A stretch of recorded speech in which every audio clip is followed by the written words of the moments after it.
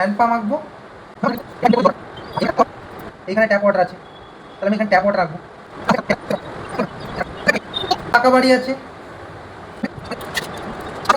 এবার এই প্রান্ত ব্যাক করে আসবো, মানে এইদিকে আরো দিলাম, তাহলে 10 হয়েছিল, এবার 11 11 এটা 12 ধরুন ব্যাকেটে দিলাম 2, মানে 13 নম্বর বিল্ডিং এ দুটো সেন্সাস হাউস আছে। এবার আবার রাস্তার এই পাশ দিয়ে চলে যাবো। আজকে আমি আপনাদের সঙ্গে আলোচনা করব সেন্সাসের সবথেকে গুরুত্বপূর্ণ বিষয় ম্যাপ নিয়ে, অর্থাৎ আপনারা কিভাবে খুব সহজে ম্যাপ ড্র করবেন সেটাই আজকে আপনাদেরকে দেখাবো।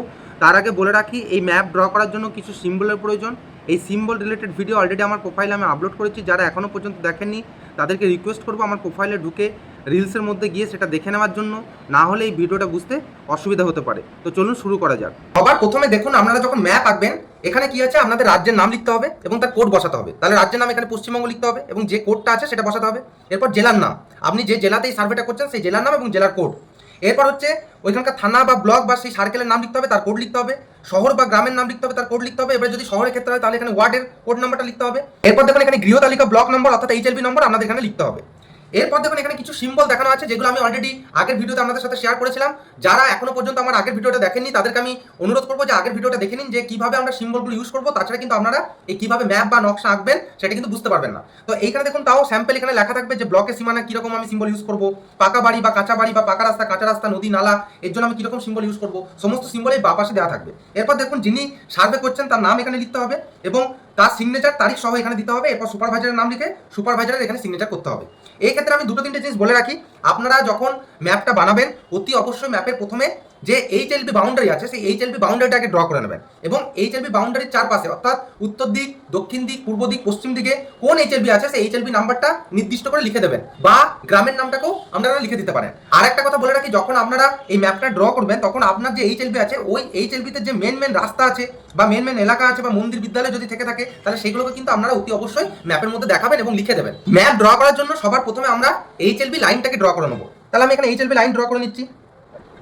HLB বাউন্ডারি লাইনটাকে আমরা এইভাবে ড্র করে নেবো, বড় দাগ ছোট দাগ এরকম বড় ছোট করে দাগ দিয়ে আমরা পুরো বাউন্ডারি লাইনটাকে কিন্তু ড্র করে নেবো। তাহলে আপনারা দেখতে পাচ্ছেন এখানে আমার HLB যে বাউন্ডারি লাইনটা আছে সেটা আমার পুরোটা ড্র করা হয়ে গেছে এবং যার এই উপর দিকটা হচ্ছে উত্তর দিক, আমি আমার সুবিধাতে এরকম লিখে নিতে পারি, বা নর্থ, নিচের দিকটা হচ্ছে সাউথ বা দক্ষিণ দিক, ডান দিকটা হচ্ছে পূর্ব দিক এবং বাঁ দিকটা হচ্ছে পশ্চিম দিক। এরপর আমি যেটা প্রথমে আপনাদের বলেছিলাম যে ওই যে HLB বাউন্ডারি তার চারপাশে যে সীমানা সেটা আপনাদের লিখতে হবে, অর্থাৎ উত্তর বা দক্ষিণ বা পূর্ব বা পশ্চিমে কোন HLB আছে বা তার যে গ্রামের নাম বা শহরের নাম বা ওয়ার্ডের নাম সেটা আপনাদের লিখতে হবে। তো আমি সাপোজ উত্তর দিকে ধরে নিলাম HLB নাম্বার 052 আছে, তো সেটা আমি নোট করলাম। এই দিকে হয়তো সাপোজ আছে আমার 064, তাহলে এখানে আমি নোট করলাম। সেম ভাবে পূর্ব দিকে সেটা হয়তো 048, সেটা আমি এখানে নোট করলাম। তাহলে আমি এই যে ব্র্যাকেটে যে সংখ্যাটা লিখলাম সেটা হচ্ছে কিন্তু HLB নাম্বার। তো সেই HLB নাম্বারগুলো আমরা লিখলাম, প্রয়োজনে আপনারা ভিলেজের নাম বা ওয়ার্ডের নামও কিন্তু লিখতে পারেন। ধরুন আমি যে এরিয়াতে ম্যাপটা করছি তার HLB হচ্ছে 50। তো এই 048 আর 050 একটা পাকা রাস্তা বরাবর ভাগ হয়েছে, রাস্তা মিডিল বরাবর। তাহলে আমাকে এখানে একটা পাকা রাস্তা ড্র করতে হবে। তাহলে পাকা রাস্তা মানে কি বলেছিলাম, যে দুটো দাগ স্ট্রেট দাগ। আমি এখানে একটা পাকা রাস্তা ড্র করে নিয়েছি। এক্ষেত্রে আগের ভিডিওতে দেখবেন আমি একটা কথা বলেছিলাম যে যদি মেন রাস্তা থাকে HLB ওই ব্লকে, তাহলে সেই রাস্তাটার নাম আপনারা উল্লেখ করতে পারেন। ধরুন এই রাস্তাটার নাম হচ্ছে গোসানিমারি রোড, তাহলে আমি এখানে উল্লেখ করে দিলাম গোসানিমারি রোড। এরপর আমি আমার যে HLB আমি যেখানে সার্ভে করব তার যত রাস্তা আছে, রাস্তা বলুন, পুকুর বলুন, ক্যানেল বলুন বা পার্ক যদি এরকম কিছু থেকে থাকে সেইগুলোকে আগে আমি মার্কিং করে নেবো। যদি পাকা রাস্তা হয় দুটো স্ট্রেট লাইন, যদি কাঁচা রাস্তা হয় দুটো ডটেড লাইন, আর যদি পাথওয়ে হয় অর্থাৎ যেখানে আমি হেঁটে ছাড়া যেতে পারবো না সেরকম যদি রাস্তা হয় তাহলে সিঙ্গেল ডটেড লাইন। এইভাবে আমি রাস্তাগুলোকে মার্কিং করে নেবো। যদি পুকুর থাকে পুকুরটাকে মার্কিং করে নেবো, তারপরে আমি বাড়ি বা আদার্স যেগুলো আছে সেগুলো আমি মার্কিং করবো। তো চলুন দেখে নেওয়া যাক। এখানে কিছু পাকা রোড, এই যে যেগুলো স্ট্রেট লাইন সেগুলো হচ্ছে পাকা রোড এঁকেছি। যেগুলো দেখুন ডটেড লাইন দেখতে পাচ্ছেন এগুলো হচ্ছে কাঁচা রোড, এবং যেগুলো দেখুন সিঙ্গেল ডটেড লাইন অর্থাৎ এগুলো কিন্তু আমি পাথওয়ে এঁকেছি, যেগুলো পায়ে হাঁটা পথ বা পায়ে হাঁটা রাস্তা আছে সেগুলো আমি এখানে এঁকে নিয়েছি।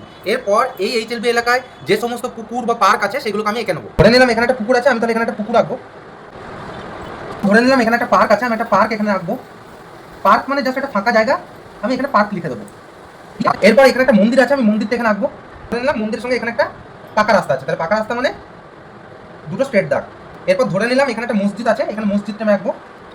মানে মসজিদের ক্ষেত্রে আমি এখানে বলেছিলাম অর্ধবৃত্তাকার করতে, এবং এখানে দুটো যে দেওয়াল আছে একটু উপর দিকে তুলে এখানে একটা দাগ দিতে, তাহলে আমি মসজিদটা এঁকে নিলাম। এরপর ধরে নেওয়া যাক এখানে একটা স্কুল আছে, স্কুল বিল্ডিং। এই যে কাঁচা রাস্তা যেখানে শেষ হচ্ছে এখানে একটা স্কুল বিল্ডিং আছে, তাহলে স্কুল বিল্ডিং এর ক্ষেত্রে আমি কি বলেছিলাম, একটা বর্গক্ষেত্র এঁকে সেখানে ব্র্যাকেটে যদি আমি S লিখে দিই তাহলে সেটা বোঝাবে স্কুল বিল্ডিং। এরপর এই যে মসজিদটা যেটা আমি এঁকেছিলাম এখানে একটা কাঁচা রাস্তার সঙ্গে সাপোজ কানেক্টেড আছে, তো আমি এখানে একটা কাঁচা রাস্তা আমি এখানে এঁকে নিলাম ডট ডট দিয়ে। এরপর এইখানে ধরে নিলাম একটা ডিসপেন্সারি আছে, এই যে রাস্তাটা যেখানে শেষ হয়েছে পাকা রাস্তাটা এখানে একটা ডিসপেন্সারি, তাহলে একটা বর্গক্ষেত্র রাখবো। বর্গক্ষেত্র এঁকে সেখানে আমি কি লিখবো, ডিসপেন্সারি মানে হচ্ছে D, ডাক্তারখানা। তাহলে এখানে D লিখে দিলাম, মানে বোঝালো এখানে একটা ডিসপেন্সারি আছে। ধরে নিলাম এখানে একটা পোস্ট অফিস আছে, তাহলে এখানে একটা বর্গক্ষেত্র রাখবো। তারপরে পোস্ট অফিস, অর্থাৎ কি লিখতে হবে, পিও। পিও মানে পোস্ট অফিস। যাদের ক্ষেত্রে এই সিম্বলগুলো বুঝতে অসুবিধা হচ্ছে তাদেরকে আমি আবারও বলছি, এই সিম্বল কিভাবে আঁকবো এই বিষয়ে ভিডিও আমার প্রোফাইলে অলরেডি আপলোড করা আছে, আপনারা কাইন্ডলি আমার প্রোফাইলে ঢুকে রিলসে গিয়ে দেখে নিতে পারেন। এখানে পোস্ট অফিস দিলাম এবং পোস্ট অফিসটা ধরুন একটা কাঁচা রাস্তার সঙ্গে কানেক্টেড, তাহলে এখানে ডট ডট দিয়ে আমি একটা কাঁচা রাস্তা দেখাবো। এরপর ধরে নিলাম গ্রামের এই প্রান্তে একটা কুয়ো আছে, তাহলে বলের ভিতরে ডিপ কালার করে দিলাম, মানে এটা হলো কুয়ো। এরপর ধরুন গ্রামের এই জায়গাটা একটা হ্যান্ড পাম্প আছে। এরপরে ধরুন আরো গ্রামের বিভিন্ন জায়গায় হ্যান্ড পাম্প আছে, আমি সেই হ্যান্ড পাম্পগুলোকে দেখাবো। ধরুন এই জায়গায়, এরপরে ধরুন এখানে একটা ট্যাপ ওয়াটারের ব্যবস্থা করা আছে। এরপরে ধরুন এই যে ট্যাপ ওয়াটার বা এই যে টিউবওয়েল, এই যে যাওয়ার রাস্তাগুলো, এইগুলো হচ্ছে আমার ধরুন একটা পাথওয়ে। তা আমি এগুলো এখান থেকে ছোট ছোট করে পাথওয়ে আমি দেখাতে পারি। এখানে পঞ্চায়েত ঘর মানে ব্যাকেটে আমি কি লিখবো, ভিতরে পি। ধরুন এটা ধরুন পাকা রোডের সঙ্গে কানেক্টেড আছে, তাহলে আমি এখানে একটা পাকা রোড দেখিয়ে দিলাম। তাহলে দেখুন আমি এতক্ষণ পর্যন্ত যে ম্যাপটা ড্র করলাম, অর্থাৎ মন্দির, মসজিদ, স্কুল, পঞ্চায়েত ঘর, ডিসপেন্সারি, তারপর পুকুর, রোড, পার্ক যা আছে, টিউবওয়েল, তারপর ধরুন কুয়ো, সব আমি কিন্তু দেখিয়ে ফেলেছি। এরপর যেটা আমি দেখাবো, ওইখানে যারা বসবাস করে অর্থাৎ তাদের বাড়িগুলো, অর্থাৎ পাকা বাড়ি বা কাঁচা বাড়ি বা যেগুলো রেসিডেন্সিয়াল নয়, নন রেসিডেন্সিয়াল, সেই সমস্ত বাড়িগুলো এবার আমি এঁকে নেবো। ধরুন এখানে একটা পাকা বাড়ি আছে, তার পাশে আবার পাকা বাড়ি, এই এইচএলপি সমস্ত পাকা বাড়িগুলো এঁকে নিলাম। এরপর আমি কাঁচা বাড়িগুলো এঁকে নেবো। ধরুন এখানে কাঁচা বাড়ি আছে এই রাস্তার ধারে, তাহলে ধরে নিলাম আমার সমস্ত কাঁচা বাড়ি আঁকা হয়ে গেছে। এরপর যেটা করতে হবে, আমাকে সমস্ত রেসিডেন্সিয়াল, নন রেসিডেন্সিয়াল বা মন্দির, মসজিদ যা আছে বা পোস্ট অফিস বা স্কুল, সেখানে আমাদেরকে কি করতে হবে, বিল্ডিং নাম্বার দিতে হবে। তো চলুন বিল্ডিং নাম্বার কোথা থেকে শুরু করতে বলেছিলাম, অলওয়েজ আমি শুরু করতে বলেছিলাম নর্থ ওয়েস্ট থেকে এবং শেষ করতে বলেছিলাম সাউথ ইস্টে গিয়ে। তাহলে এই সাইডটা হচ্ছে আমার নর্থ, এই দিকটা হচ্ছে সাউথ, এই দিকটা ওয়েস্ট, এই দিকটা ইস্ট, তাহলে এইটা হচ্ছে আমার নর্থ ওয়েস্ট বা উত্তর পশ্চিম, আর এই যে নিচের দিকে যে কর্নারটা, এই দিকটা হচ্ছে আমার সাউথ ইস্ট। তাহলে আমি নাম্বারিং শুরু করবো ঠিক উপরের এই কর্নার থেকে এবং বিভিন্নভাবে আমি বিভিন্ন স্টেপ কভার করে একদম নিচে সাউথ ইস্টের দিকে আসবো। তা চলুন দেখে নিই কিভাবে আমি বিল্ডিং নাম্বার দেবো। তাহলে সবার প্রথমে আমি নর্থ ওয়েস্ট থেকে শুরু করছি। প্রথমে দেখুন একটা পাকা বাড়ি পেয়েছি, এখানে আমি বিল্ডিং নাম্বার দিলাম 1। এরপরে ধরুন এই যে বিল্ডিংটা আছে, এই বিল্ডিংয়ে ধরুন দুটো সেন্সাস হাউস আছে, তার মানে ব্যাকেটে আমি কত লিখবো, 2। যদি 4টে সেন্সাস হাউস থাকতো তাহলে কত লিখতাম, 4। এরপর যদি একটাই সেন্সাস হাউস থাকতো তাহলে এখানে ব্যাকেটে কিন্তু কিছু লিখতে হতো না, কিছু না লেখা মানে বোঝাতো যে একটাই সেন্সাস হাউস আছে। তাহলে পরে এক্সাম্পলটা দেখে নিই। ধরুন পরেরটা বিল্ডিং নাম্বার কত হবে, 2। এবার ধরুন এখানে একটাই সেন্সাস হাউস, তাহলে কি ব্যাকেটে কিছু লিখবো, তাহলে কিছু লেখার দরকার নেই। আর আমি নাম্বারিং করার সময় একটা কথা বলেছিলাম যে আমরা যখন নাম্বারিং শুরু করবো, রাস্তার পাশে যে বাড়িগুলো আগে আছে, সে আমি যদি লেফট হ্যান্ড সাইড ধরি left hand side, right hand side ধরে রাইট হ্যান্ড সাইড, সেগুলো আগে নাম্বারিং করবো।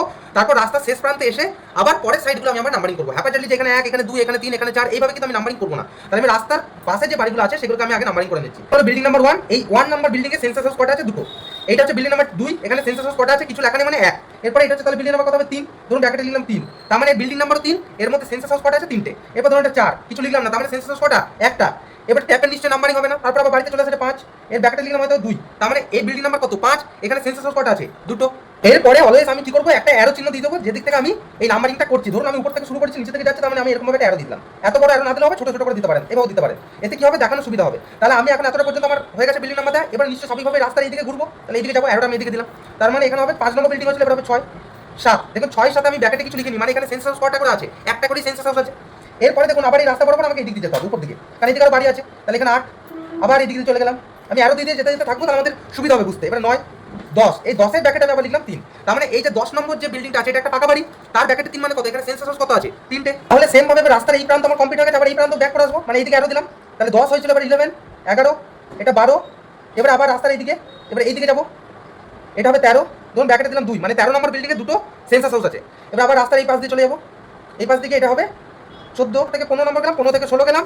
এবার 16 নম্বর বিল্ডিং হয়ে গেছে, এবার রাস্তার এই প্রান্ত আবার ঘুরে আসবো, তাহলে এটা হবে 17 নম্বর, এটা 18, এটা হবে 19। এবার 19 এর ব্র্যাকেটে দিলাম 3, তার মানে এখানে আবার সেন্সাস হাউস কটা, 3টে। এবার রাস্তার আবার এই প্রান্ত আবার চলে যাবো, তাহলে এটা হলো 20, এটা 21, এটা 22। তাহলে এইভাবে আমি কন্টিনিউ নাম্বারিং করতে থাকবো। দেখা যাক এখানে দিলাম, আমি এদিকে আবার এদিকে ব্যাক আসবো, ব্যাক আসছি, এদিকে ব্যাক আসছি, এখানে হলো 23, এদিকে ব্যাক করবো 24। এবার রাস্তার বিল্ডিং ফাঁকা আছে, এদিকে বিল্ডিং কত, এদিকে আসবো 25, এদিকে 26। আমি সেন্সাস হাউস দেখাচ্ছি না, সেন্সাস হাউস আমরা রাস্তা দিকে বিল্ডিং নাম্বার দিচ্ছি। এবার আবার এদিকে ব্যাক করবো 27, এদিকে যাবো 28, 29। এরপর দেখুন খুব ইম্পর্টেন্ট জায়গা, এই 29 এর পরে যে বিল্ডিংটা দেখতে পাচ্ছি, এটা হচ্ছে একটা মন্দির। তাহলে মন্দিরকে আমি নাম্বার দেবো, হ্যাঁ অবশ্যই নাম্বার দেবো। তাহলে এটা কত হবে, 30। তাহলে মন্দিরের ক্ষেত্রে হলো 30। আবার এদিকে চলে আসবো, দেখো আবার এদিকে যাবো, ওদিকে যাবো 31, 32, 33, এবার যাচ্ছি 34। এবার রাস্তাটা দেবো, আমি যাবো 35, 36। তাহলে এদিকে আমরা এদিকে কভার করি, 36 পরে এই যে বিল্ডিংটা 37, আবার এখানে আসবো 38, এদিকে যাবো, রাস্তা আসবো, এবং 50 পর নাম্বার কত, কত 39, এখানে 39। ধরে এখানে যাবো, রাস্তা এদিকে নাম্বার কত যাবো, 39, 40, আবার এদিকে যাবো, এদিকে যাবো 41, 41, এদিকে যাবো 42, তাহলে এখানে নাম্বার কত যাবো, আসবো পাঁচ নাম্বার যাবো, এখানে যাবো 43, এদিকে যাবো এই রাস্তা করবো 44, 45, এদিকে আবার এদিকে এই রাস্তা করবো, তাহলে রাস্তা বিল্ডিং বিল্ডিং না, ওই রাস্তা করবো, ওটা পরে বিল্ডিং আবার যাবো 40, লাস্ট অপশন বাকি থাকে 40, আর 47। স্টেপ বাই স্টেপ আমি করব, 47 পরে রাস্তা করবো 48, 49, এবার আসবো 50, ওই করবো 51, 52। দেখো এখানে একটা স্কুল বিল্ডিং আছে, স্কুল বিল্ডিং এর নাম্বার হবে এবারে 52 পরে 53, 53 পরে আবার দেখো রাস্তায় আবার এদিকে যাবো 56, এবার 56 পরে আমি এদিকে গেলাম, যাওয়ার পরে দেখলাম 55, আবার সেম এদিকে গেলাম, এদিকে আবার গেলাম 56, 57, ওই রাস্তা ব্যাক করছে 58, এই যাবো চলে গেলাম, মধ্যে নাম্বার হবে 59, আবার ব্যাক করলাম, এবার নাম্বার তো 60, আবার এদিকে ব্যাক করলাম, ব্যাক করে আসলে দিলাম, আবার ব্যাক করতে যাচ্ছি 61, 62, 63, 64, 65। এরপরে দেখুন আমি ইচ্ছা করে এখানে পোস্ট অফিস যেটা আছে এখানে আমি মার্কিং করিনি, মার্কিং ভুলে গেছিলাম করতে। সাপোজ ভুলে গেছিলাম, এখন হঠাৎ করে মনে পড়লো যে আমার পোস্ট অফিসের ক্ষেত্রে বিল্ডিং নাম্বার দেওয়া হয়নি, তাহলে এখানে আমি কি করবো? তাহলে দেখুন এখানে কিন্তু আমি সাব নাম্বার কিন্তু ইউজ করতে পারবো। তাহলে কিভাবে সাব নাম্বার ইউজ করবো? দেখুন এই পোস্ট অফিসের আগের যে বিল্ডিং তার নাম্বার কত ছিল? তার নাম্বার ছিল কত? 45। আর পোস্ট অফিসের পরের যে বিল্ডিং সেখানে কত আছে? 46। তাহলে 45 আর 46 এর মাঝে সাব নাম্বার আমাকে এখানে একটা দিতে হবে, মানে কত হবে? 45/1। আমি ইচ্ছা করি এই জন্য এটা ফাঁকা দেখেছিলাম, একটা ক্রিটিক্যাল এক্সাম্পলের জন্য।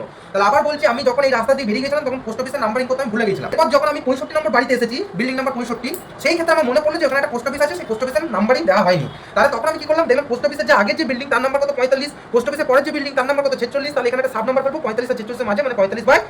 তাহলে এই জায়গাটা ক্লিয়ার? তাহলে আবার এখানে 65 তে ঘুরে এলাম, এবার এই রাস্তায় গেলাম 66, আবার সেম 67, সেম ভাবে দিলাম 68, 69, আবার সেই রাস্তা যাবো, এই যাবো 70, এর দিকে যাবো 71, আবার এইভাবে এই রাস্তা নাম্বার দিকে বিল্ডিং নেই 71, 71 আছে 72।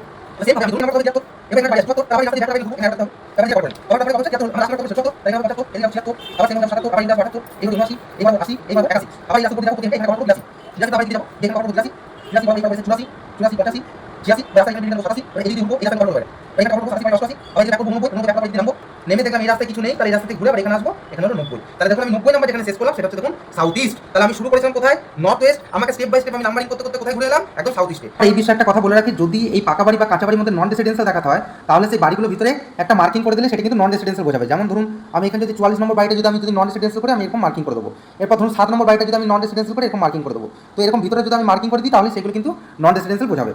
তাহলে আশা করি আপনারা বুঝতে পারলেন কোনো HLB ম্যাপ আপনারা কিভাবে খুব সুন্দরভাবে ড্র করবেন, তার বিল্ডিং নাম্বার কিভাবে দেবেন, সেন্সাস হাউস কিভাবে দেখাবেন। তো আশা করি এই বিষয়ে আপনাদের ক্লিয়ার হয়েছে। এরপরেও যদি কোনো প্রশ্ন থাকে অতি অবশ্যই আমাকে কমেন্টে জানান, আমি পরবর্তী ভিডিও বানিয়ে সেগুলো ক্লিয়ার করার চেষ্টা করব।